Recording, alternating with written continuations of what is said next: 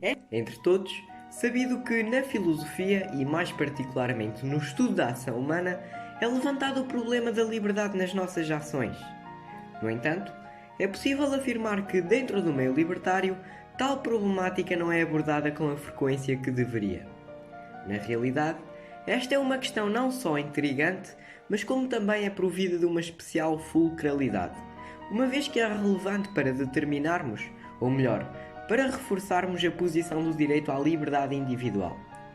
À luz desta questão, as perguntas que se podem colocar para o libertarianismo são as seguintes: será que, se todas as nossas ações forem determinadas, podemos ter o controle sobre nós mesmos e, como tal, ter o direito natural à propriedade? E quais as consequências do determinismo para a ética punitiva e para o princípio da proporcionalidade? E, por fim, como justificar a conexão causal, seja num sentido lógico ou psicológico, entre a autopropriedade e a propriedade privada num sentido material, que é exterior a nós? Posto isto, definiremos, antes de tudo, a problemática filosófica que aqui é colocada. A questão do livre-arbítrio pode ser formulada do seguinte modo: será que poderíamos ter agido de outro modo, ceteris paribus, ou seja, mantidas inalteradas todas as circunstâncias e condições inerentes à própria ação? Adianto que, sendo uma grande parte dos membros do canal cristã, a nossa resposta a esta questão dá-se de forma bastante simples. Temos livre-arbítrio dado por Deus, como se vê em certos bíblicos como em Provérbios 16:9. Em seu coração o homem planeja o seu caminho. E no Deuteronômio 30:19, no versículo 20, agora escolham a vida. Não obstante, se Deus nos deu o livre-arbítrio, também nos deu a racionalidade, pelo que podemos provar o mesmo logicamente e refutar o determinismo, ainda que as Sagradas Escrituras valham por si só. Iniciaremos então a abordagem, toda ela escrita por Diogo Almeida e narrada pelo mesmo. Segundo o determinismo radical, não existe livre-arbítrio, uma vez que, sendo a natureza um conjunto de coisas e factos, tudo o que ocorre resulta de causas anteriores, em relação às quais, por sua vez, se seguem efeitos inevitáveis e inalteráveis. Como tal, a concepção determinista concebe o universo como um vasto sistema que obedece a leis causais invariáveis. É por isso que, quando chutamos uma bola ou acendemos um fósforo, esperamos que a bola se desloque e os fósforos se acendam. Assim sendo, como as ações humanas fazem parte do universo e, segundo os próprios deterministas, é impossível explicar como é que interferimos no funcionamento do mesmo se não admitirmos também que estamos determinados, também estão sujeitas à lei da causalidade. Resumindo, não somos diferentes da natureza à qual pertencemos. Bom, tal argumento é claramente falacioso, fundamentalmente por falsa analogia. Há uma diferença indispensável entre elementos da natureza, objetos inanimados e o ser, o homem. São de classes ontológicas distintas e tal facto é totalmente esquecido pelos deterministas que ainda aderem a este argumento.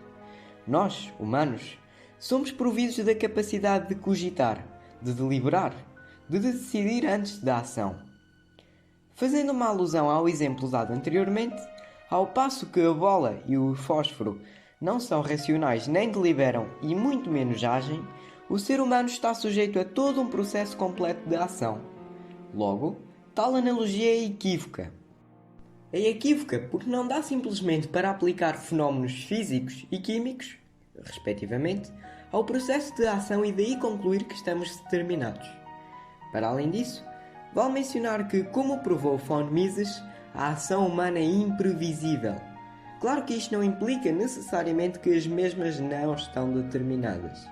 Mas vale relembrar que a ciência ainda não conseguiu demonstrar que, para uma determinada ação, perante as mesmas condicionantes, é impossível ao ser humano agir de outro modo. Não estamos aqui a recorrer a um apelo à ignorância. É apenas uma observação. Afinal, ao passo que podemos demonstrar, através da ciência, que de um composto químico ao entrar em contacto com o outro, segue-se uma reação química, por exemplo, uma explosão, não podemos afirmar o mesmo quanto à ação humana. Vamos então à célebre questão da responsabilidade moral. Na justiça punitiva, o cerne dos julgamentos é a determinação da culpabilidade. E é importante não confundir com intencionalidade, pois a questão do determinismo prende-se somente com ações intencionais do réu, cujo crime poderá ter ocorrido por dolo direto, dolo eventual, culpa consciente ou culpa inconsciente. Mesmo na ética libertária, uma violação de propriedade deve ser proporcionalmente punida. Proporcionalidade esta que depende, entre outros fatores, do caráter da deliberação do mesmo. Ora, se, segundo os deterministas, não podíamos, em qualquer circunstância, ter agido de outra forma que não a que agimos, então somos todos desprovidos de qualquer responsabilidade pelo que fazemos, o que significa que um sujeito não poderia ter escolhido querer cometer um crime, aceitando o resultado, ou não querer e assumir o risco do mesmo, a título exemplificativo. Ou seja, com a ótica determinista, toda a justiça cai por terra.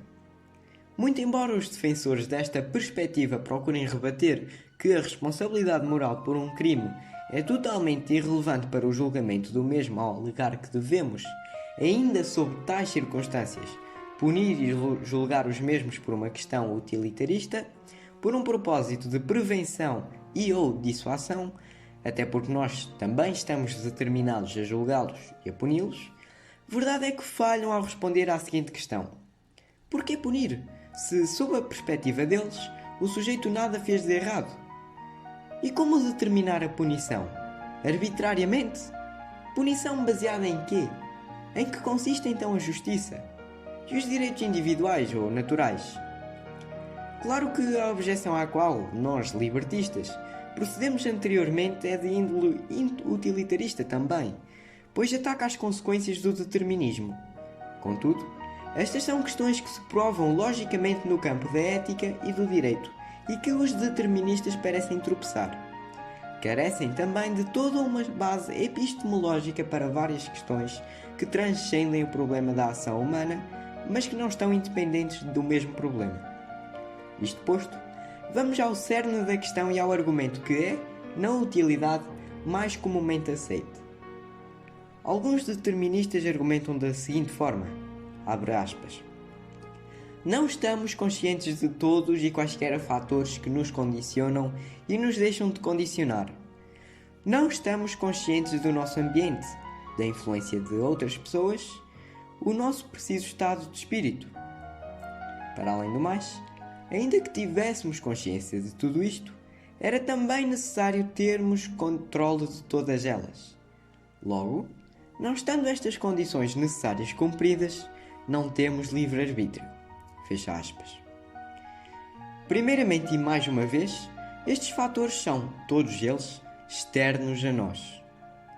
Claro que ainda é uma hipótese que fatores como estes nos influenciem. Não obstante, foge à questão. Poderíamos ter agido de outra forma que não a qual agimos. Só prova que não conhecemos com precisão os fatores que nos influenciam e não os podemos controlar. Ora, o que nós queremos determinar é que, se o que levamos a cabo com o nosso corpo, isto é, as nossas escolhas, são livres ou não. Outro argumento, também usado como premissa determinista, passa também pela afirmação segundo a qual não controlamos os nossos gostos nem as nossas vontades e, como tal, nem as nossas ações decorrentes de preferências.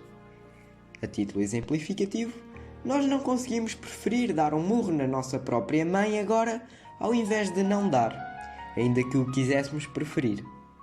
Ora, o mesmo ocorre com preferências mais mundanas, como preferir chocolate ao invés de ervilhas, preferir beber água a óleo de cozinha, optar por ficar em casa ao invés de sair. Em suma, não podemos determinar os nossos quereres, os nossos gostos. Definiremos, então, à luz disto, o que é uma preferência. Uma preferência nada mais é do que um juízo individual, seja ele de caráter objetivo ou subjetivo, em relação a um determinado objeto ou coisa relativamente a outro. Perante isto, vamos colocar a seguinte questão: Será válido dizer que não temos livre-arbítrio porque não podemos controlar verdades necessárias, como por exemplo, que 2 mais 2 é igual a 4? Considerem a seguinte afirmação. Abre aspas. Eu não decido se 2 mais 2 é igual a 4 ou não. Não posso tornar o resultado da equação 5. Logo, não tenho livre-arbítrio. Evidentemente, seria um absurdo afirmar isto, não é? Devem, muitos de vocês, estar a pensar: que absurdo! Isso nem responde à questão. Poderíamos ter agido de outra forma que não a que agimos? Exato. Essa é uma verdade necessária, ou seja, entramos em contradição lógica se a contrariarmos. E externa a nós. As coisas do mundo, como as leis matemáticas e as leis da física, que não se alteram nem com a ação humana, isto é, que simplesmente são, nada têm a ver com esta. Claro que há uma relação entre estas coisas e o ser humano, podendo ter um certo grau de interação entre si, mas, de forma alguma, o homem pode alterar estas leis. Simplesmente são. Para mais fácil compreensão, esta questão formalizada fica do modo seguinte. Premissa 1. Não temos livre-arbítrio se, só se, aquilo que nos leva a agir não puder ser controlado por nós. Premissa 2. Ora, mas é um absurdo querer controlar coisas extrínsecas a nós, que são providas de um caráter objetivo, necessário e imutável. Premissa 3. Ainda que não hajamos segundo estes e não reconheçamos, há critérios objetivos que regem, ou deviam reger, as nossas ações. Tais critérios, sendo objetivos e necessários, uma vez que são lógicos, são como as leis matemáticas. 2 mais 2 é igual a 4. Premissa 4. Se dizemos que as preferências individuais nos tiram o livre-arbítrio, pois não as controlamos, então apontamos um elemento necessário, imutável e exterior a nós como algo que supostamente deveria ser impossível controlar. Premissa 5. Os deterministas fazem justamente isto. Conclusão? Logo, os deterministas estão logicamente errados. Claro que a verdade é que nós não agimos segundo esses critérios, mas isso não muda de forma alguma a índole da questão. Ora, agora muitos de vocês devem outra vez estar a pensar: que falácia! Mesmo que os critérios sejam necessários, a ação em si é contingente. Diferentes pessoas agem de forma diferente. Num certo sentido, está errado. O argumento determinista dos gostos supramencionado ataca as preferências que estão subjacentes à ação. E o que é realmente preferível, assim como as leis da matemática, pode ser determinado objetivamente, ainda que nos seja mais difícil perceber isso. Se agíssemos em toda e qualquer circunstância de acordo com os critérios ou preferências objetivas, a ação não poderia ter tido outro resultado que aquele. Ou seja, não dá para aceitar uma premissa do argumento sem aceitar, ao mesmo tempo, a sua consequência lógica. E neste argumento determinista não dá para dissociar a ideia de que as preferências são relativas e incontroláveis da de que as nossas ações não o são. Respondem os deterministas. Ainda assim, se agirmos em toda e qualquer circunstância de acordo com os critérios objetivos que devem orientar as nossas preferências, ainda não poderíamos ter agido de outro modo que não aquele que agimos, pois devemos preferir somente aquilo que é objetivamente racional. Ainda assim, não temos livre-arbítrio, objetariam os deterministas. No entanto, trata-se da mesma questão absurda que mencionamos anteriormente. Esses critérios são leis do mundo imutáveis, necessárias, exteriores a nós. O problema dos filósofos deterministas idealistas é justamente achar que o homem pode controlar tudo. Por este vídeo, o indispensável está abordado. No entanto, nas próximas partes abordaremos as questões relacionadas ao problema do livre-arbítrio e a relação com o mesmo com a ética libertária.